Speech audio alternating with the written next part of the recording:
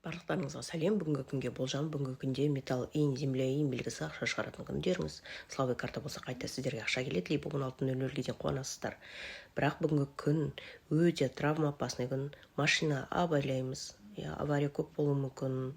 Сондай бір именно темір заттан, темір металлдан травма алып қалатын энергия өте көп. Машинадан абайлап өтеміз. Үйде пышақтардан тамақ істеп жатқанда мүмкін абайлаңыздар. Және бүгін адамдар ренжігіш. Бүгінгі күн бойынша магияға өте жақсы. Тілек тілеңіздер, міндетті түрде орындалады. Дұғаларыңызды айтыңыздар. Өзіңіз не нәрсе осы менің тілегімді орындады дейтін бір техникаңыз болса, соны жасасаңыздар міндетті түрде орындалады. Шаш қидыртуға онша емес күн. Жол жүргенге де онша емес. Және бүгінгі күнде активация бар. Оны мына жерге жазып кетем. Күндеріңіз өте сәтті өтсін.